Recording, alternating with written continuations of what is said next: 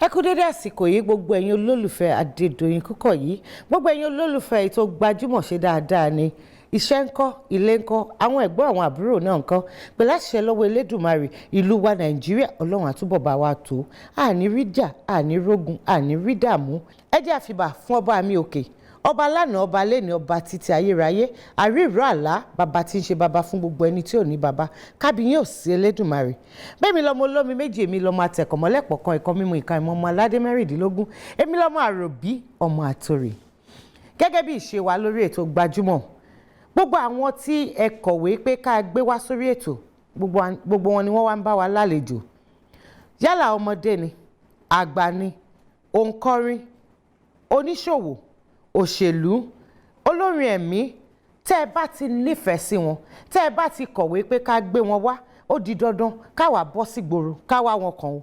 Adẹ̀wà dúpẹ́ lọ́dọ̀ Ọlọ́run wípé ìfẹ́ tó wà láàrin yín àti àwọn olólùfẹ́ yín tẹ́ ẹ ní ká máa gbé wá yìí, ó jiná tó jẹ́ pé bá a bá pè wọ́n ẹ̀ẹ̀kan ni wọ́n máa ń dá wa lóhùn. Ìkànnì wọn, àwọn ni wọ́n wá bá wa lálejò lénìí. Ẹnì yìí èmi tiẹ̀ ní ìbéèrè púpọ̀ fún wọn. Wọ́n rẹwà pọ̀, bẹ́ẹ̀ ni iṣẹ́ wọn kẹ̀dẹ̀ ní gbàǹkangbè báyìí ni. A dúpẹ́ lọ́wọ́ Ọlọ́run. Ẹ jẹ́ kẹ́mi pe àlejò mi kó máa wọlé bọ̀ o, ká bẹ̀rẹ̀ ètò náà ní pẹrẹwu. Ó yá àlejò mi máa bọ̀.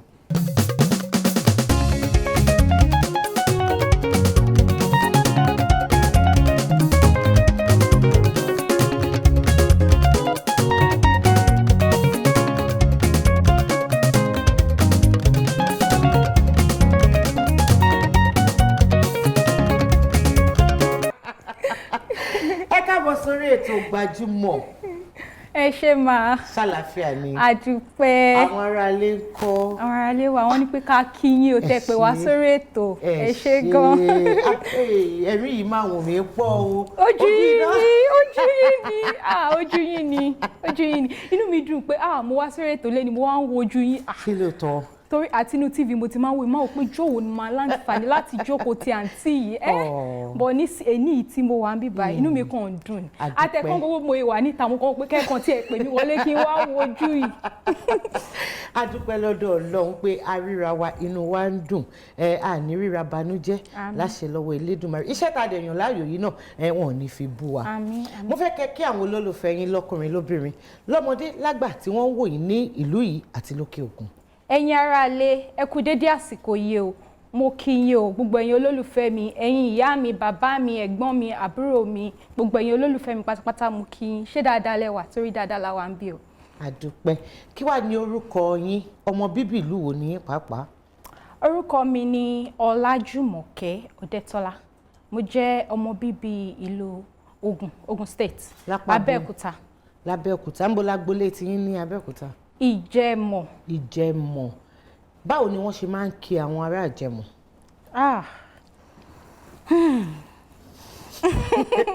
Má kí.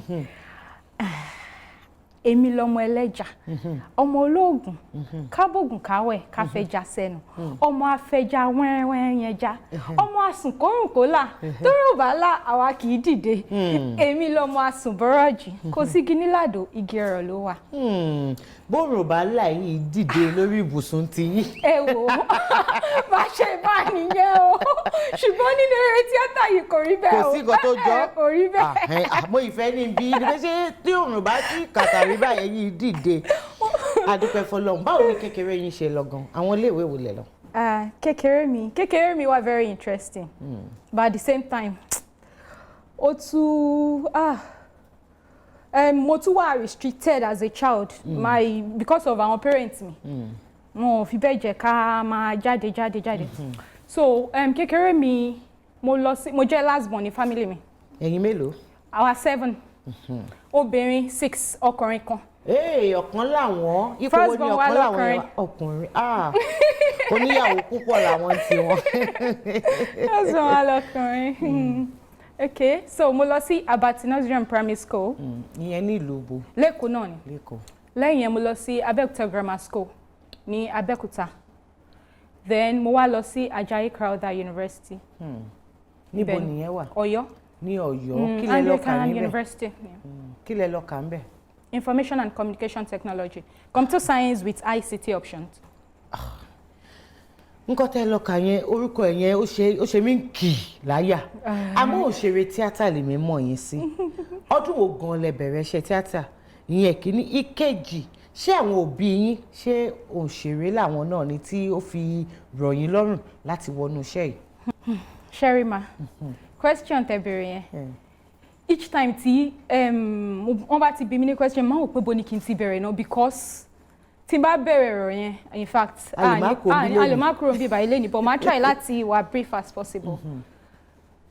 Láti ìgbà tí mo ti wà ní kékeré tí mo ti máa ń wo TV ni mo máa ń enjoy ẹ̀ passion yẹn ó ń grow ó dẹ̀ ń develop ní díẹ̀ tó fi pẹ̀ka tó fi gbòòrò nínú mi so nǹkan tí ó wù mí ṣe ni ṣùgbọ́n gẹ́gẹ́ bí ilé tí mo ti wá because dáàdi mi wọ́n strict o bọ̀bọ́ yẹn strict tó èmi ni mo close mọ́ wọn jù. torí ẹ̀yin àbígbẹ̀yìn.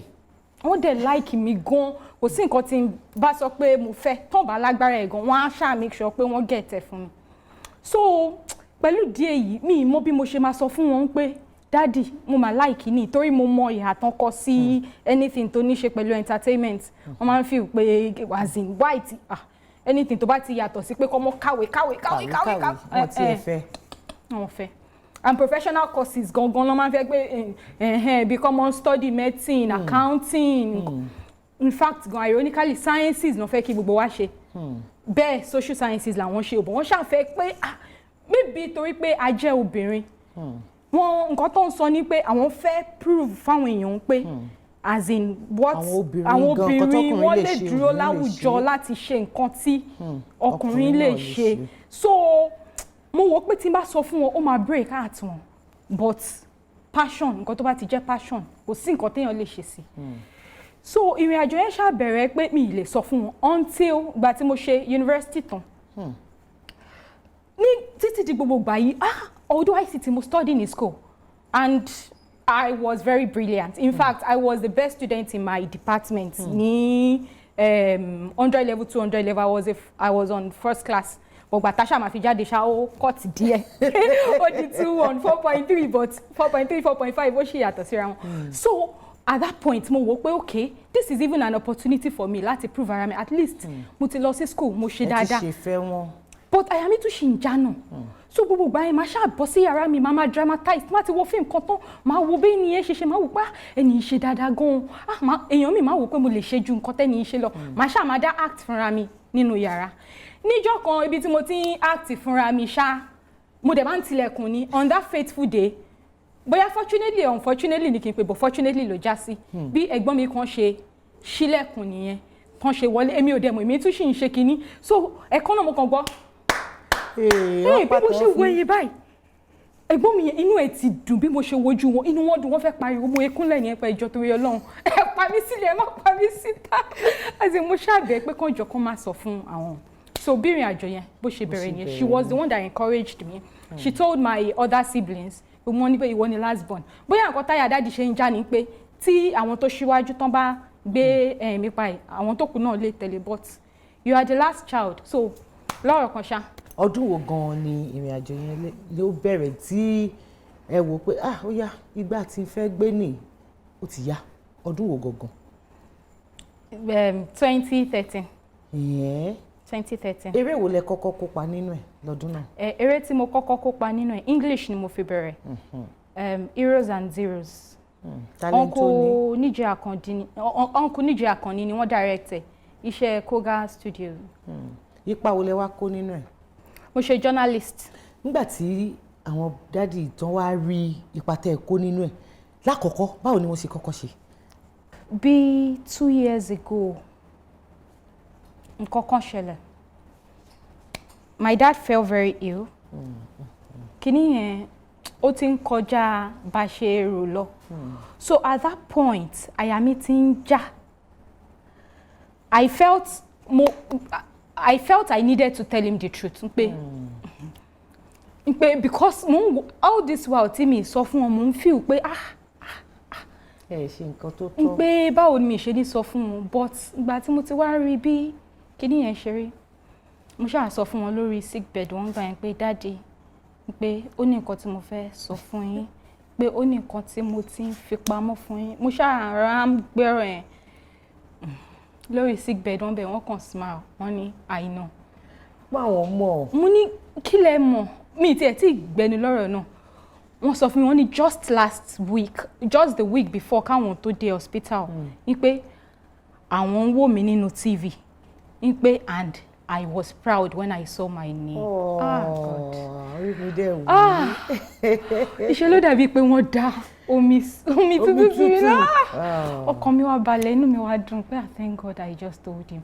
And up till now, inú mi máa ń dùn pé mo sọ fún wọn because ká ní mi sọ fún wọn ni. Mi ò ní láǹfààní láti sọ fún wọn mọ́. Kí nìdí? Because wọ́n pass.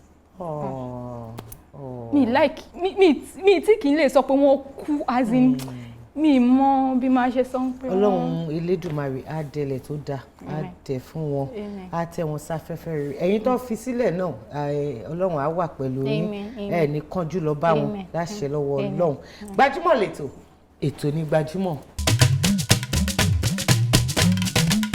Àǹtí Jumoke àwọn olólùfẹ́ yín lọ́kùnrin lóbìnrin àwọn tí wọ́n máa ń gbádùn iṣẹ́ yín lọ́tún lósì wọ́n láwọn ní àwọn ìbéèrè táwọn fẹ́ bi yín o àwọn tó ní ìbéèrè wà àwọn tí wọ́n dẹ̀ fẹ́ gbé oríyìn fún yín àwọn náà wà abala yẹn la pè ní ojú abẹ ṣó yá ká sojú abẹ ń kò.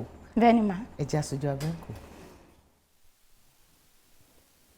Orúkọ mi ni Bọ́láńlé Jọ́lásù mo ń sọ̀rọ̀ láti ìlú Èkó mo rí post Jumoke Odetola lórí Instagram tó ń rap mo wá fẹ́ béèrè lọ́wọ́ ẹ̀ pé ṣó ti ń kọrin sí i ni.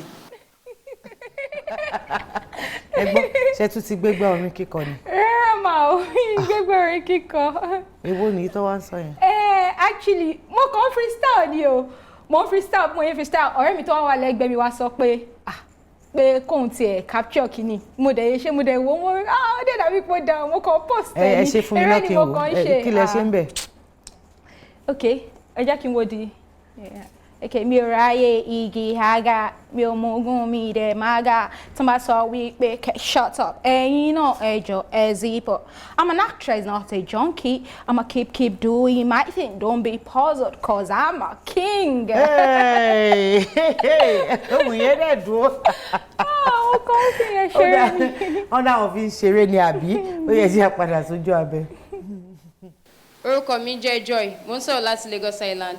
Ìbéèrè mi fún Jumoke Odetola ni award tó gbà ní recently kí ni value award yẹn nínú life ẹ. Ẹ ṣé gan fún ìbéèrè yẹn. Ìbéèrè yẹn ìbéèrè tó dáa ni because first of all mo dúpẹ́ lọ́wọ́ Ọlọ́run fún àǹfààní tó fún mi láti because Ọlọ́run ló ṣe kì í ṣe mi. Award yẹn ipa ẹ̀ láyé mi or in my career at the moment I would say it has gone a long way in helping me build myself because bí mo ṣe wà ìgbà tí mo gba award yẹn tán mi tiẹ̀ ó dàbí àlá ni kò tètè yé mi yóò pẹ́ kí n tó recover mo feel pé mò ń sùn máa jí kò ṣáà yé mi dáadáa but ìgbà tí mo ti wá come to terms pé award tí mo rí plug ẹ̀ mo wò pé okay this is actually real orúkọ mi ni. Ó wá jẹ́ kí n jókòó mo ronú ara mi wò mo wò pé òkè àwọn tó fún mi ní àwọ́ọ̀dì wọ́n rí pé mo ṣe nǹkan tí wọ́n fi pé mo fi deserve nǹkan ìwúrí ni wọ́n á sọ fún ara mi wọ́n á ní pé now this is just the beginning ó humble mi ni àwọ́ọ̀dì yẹn because ó wá ń jẹ́ kí n máa wò nísìnyí pé in order not to disappoint because àwọn èèyàn ló vote fún mi tí mo fi win mo wò pé now I need to be very careful. With as per my career ní pé àwọn iṣẹ́ tí màá máa kópa nínú àwọn iṣẹ́ tèmi gan máa ṣe ní pé mo gbọ́dọ̀ máa ṣe àwọn nǹkan tó jẹ́ pé ó máa wú àwọn èèyàn lórí tó dẹ̀ pé àwọn tó fún mi láwọ̀dẹ̀ wọn ní wò pé ṣé kì í ṣe àṣìṣe lélẹ́yìí so ó ti humble mi ó dẹ̀ tún jẹ́ kémi náà kí n step up game mi then at the same time mo dúpẹ́ fọ́lọ́run pé after that award àwọn corporate organizations kan ń pè mí mo ti rí àwọn iṣẹ́ kan tó jẹ́ pé mi tiẹ̀ tí ìfọkàn sí pé tí mo wò pé ọ̀nà ẹ̀ jìn tẹ́lẹ̀ Ọlọ́run jẹ́ kí àǹfààní yẹn kó sáré wá. Kí lorúkọ award tẹ́lẹ̀ gbà yìí? Best indigenous movie Yoruba category. Àwọn wo ni wọ́n fún yín? Binta Ofege, AMVC, African Magic Various Choice Award. Gbogbo ẹ̀yin olólùfẹ́ àǹtí Jumoke Odetola, ṣé ìbéèrè mi yìí wà tí ó wù yín láti bi wọ́n nípa iṣẹ́ wọn àbí nípa ara wọn? Nọ́mbà kan hàn ní ọwọ́ lọ́wọ́ báyìí yẹn ní ojú amóhùnmáwòrán yín. Ó ní kẹ́ máa fi àwọn ìbéèrè kẹ́ máa fi ránṣẹ́ sí. Ẹ tún bá wa dòwò pọ̀ ìyẹn lórí Instagram, lórí Facebook, lórí Twitter àti lórí YouTube. Orí YouTube tẹ́ bá ti tẹ GbajumoTV, ApreelTV Plus, kedere báyìí la máa hàn sí yín. Gbajumo lẹ́tọ̀, ètò ní Gbajumo. Orúkọ tèmi ni Q Alágbe. Mo wà lórí ètò Gbajumo. Ẹ máa wo Gbajumo lẹ́tọ̀ pẹ̀lú Dóyin Kúkọ̀yí. Bẹ́ẹ̀ ló máa ṣe jẹ́ màálù lápá. Ẹ jẹ́ àjọ jẹ́. Jumoke, abala tẹ ló máa ń já yín láyà yẹn lábẹ́. Àmọ́ èmi ò fẹ́ káyà yín já. Ẹ ní kí nìdí? Ẹ ní kí nìdí? Kí nìdí mà? Ṣé rí abala yìí á gbé kalẹ̀ láti lè fi máa dára wa lẹ́kọ̀ọ́ ni? Nítorí a fẹ́ kí àṣà, ìṣe àti èdè Yorùbá a fẹ́ kó parẹ́. Kò pọn dandan pé kẹ́ ẹ gba ìbéèrè mẹ́tẹ̀ẹ̀ta o. Àmọ́ nǹkan tẹ́ ẹ bá ti kọ́ lórí ètò yìí lénìí, mo mọ̀ pé ó máa di ohun àmúlò fún yín tẹ́ ẹ̀dẹ̀ ní gbàgbé láíláí. Bẹ́ẹ̀ ni àbí bẹ́ẹ̀ kọ́? Bẹ́ẹ̀ ni mà. Abala ṣó láyà ni Jumoke, ṣáyà yẹn wà ń bẹ̀. Kí má parọ́ mi láyà, bọ́ ẹ ti fún mi láyà nísìnyí. So ṣé ká bẹ̀rẹ̀? ká bẹ̀rẹ̀. Ẹ ṣe. Inú ìbéèrè mẹ́wàá tó wà nínú ṣùkú yìí, ẹ jọ̀ọ́ ẹ bá mi mú mẹ́ta ń bẹ̀. Wọ́n tún dijú mu ni o. Mẹ́ta. Mẹ́ta bẹ́ẹ̀ ni. Ṣé méjì kò lè lọ? Ẹ bá tú. Okay. Ẹ gbọ́dọ̀ tú. Ìtò wà níwájú mi mo mú o. Ẹ̀bẹ̀ ilẹ̀ mu fúnra yín. Since tí mo ti mú ìtò wà níwájú mi, Ó yẹ kó lè rọ̀. Tí mi ìṣojú kòkòrò mi ìnáwó Bẹ́ẹ̀ sàn. lọ́wọ́ sọ́dọ̀ tèmi. Bẹ́ẹ̀ náà ni. Ìbéèrè àkọ́kọ́ tó jẹ́ àkọ́kọ́. Kí ni orúkọ oyè ọba Èjìgbò? Èjìgbò. Ṣé ti lọ ṣe iṣẹ́ ní Èjìgbò rí? N tí lọ ṣiṣẹ́ l'Èjìgbò. Nípínlẹ̀ Ọ̀ṣun. Èjìgbò ti ìpínlẹ̀ Ọ̀ṣun ni o, kì í ṣe tèkó. Ṣé kò sí options ńbẹ̀ ni? Kí la fẹ́ ṣe báyìí? Mo dẹ̀ kàwé. Mo ń kà àwọn ọba aláké, ọba kìíní kan, ọba mi wá ká ti Èjìgbò ńbẹ̀. Kí la fẹ́ ṣe báyìí sí? Kí la fẹ́ ṣe? Phone a friend. Ta lẹ fẹ́ pè? Màá pe mọ́ mi. Ṣé ó dá yín lójú pé wọ́n lè mọ̀? Ṣé fẹ́ fún mi láǹfààní yẹn? Tẹ́yìn bá sọ fún mi pé wọ́n á mọ̀. Tí mo bá sọ pé wọ́n máa sọ pé mo dẹ̀ ti máa ń sọ fún wọn ọmọ ẹ̀. So o ò mọ kíní yìí, má yẹ kí n tún pa wọn. Bóyá yìí náà ni ẹ máa ràn mí lọ́wọ́. Ẹ mọ̀ àbí? Ògìyàn ti ìlú Èjìgbò. Ògìyàn ti ìlú Èjìgbò. Ọlọ́run ti ẹ̀yọ́ mi tí mi ìlànà sọ pé mo fẹ́ sọ kan. Ìbéèrè kẹfà tó jẹ́ ìkejì. Kò ní ìyá, kò ní bàbá, gbogbo ayé ló fi ojú jọ kí ni o? Kò ní ìyá, kò ní bàbá. Bẹ́ẹ̀ni, kò ní ìyá, kò ní bàbá, àmọ́ gbogbo ayé ló fojú jọ kí ni? Bóyá ọmọ òrukàn ni. Nǹkan tí ẹ dẹ̀ máa ń lò ni. Ní ìtẹ́ èdè yìí gan ẹ ìlò, mo rí yín tẹ́ lò. Mirror. Kí ló ń pè yóò bá? Jígí.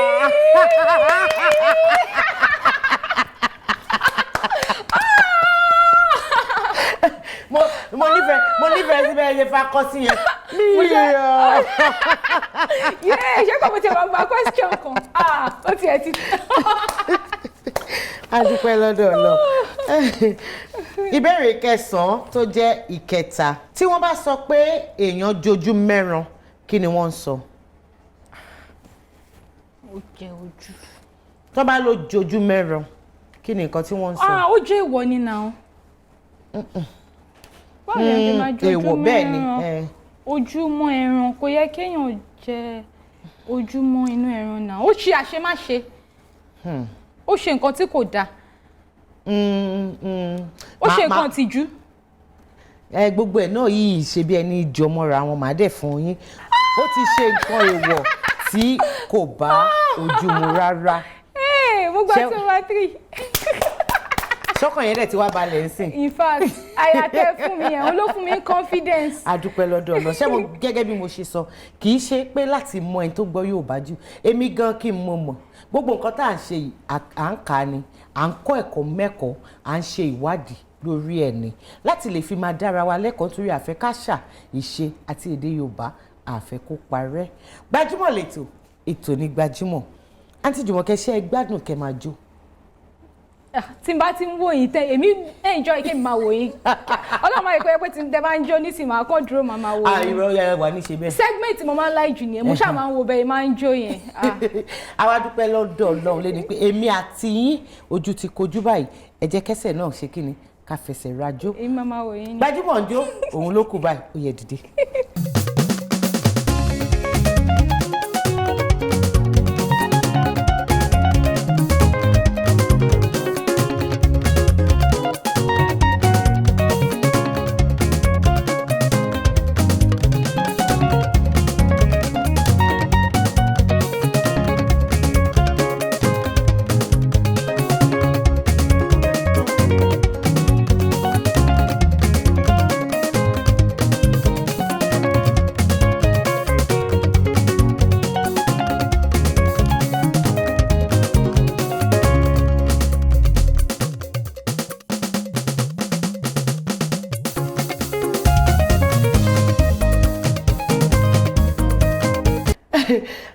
Jùmọ̀kẹ́ ilé ti wá tó lọ báyìí a dúpẹ́ pé a pè yín ẹ jẹ́ wa níhò Ọlọ́run Elédùmarè a máa gbà fún yín a gbé yín débi gíga gbogbo èròǹgbà yín pátá báyìí Ọlọ́run á bá yín mú lọ sílé àṣẹ láti ọ̀dọ̀ olóòtú àgbà ètò Gbajúmọ̀ àti gbogbo àwa tá a péjú tá a jọ ń ṣiṣẹ́ àníkà fún yín lẹ́bùn nínú ẹ̀bùn wá láti iléeṣẹ́ Dúpẹ́ Cosmetics and Spa èyí tí gbogbo èèyàn mọ̀ sí Alájà Shine àwọn náà ní ká fún yín ó yẹ dúpẹ́ lọ́wọ́ gbogbo wọn.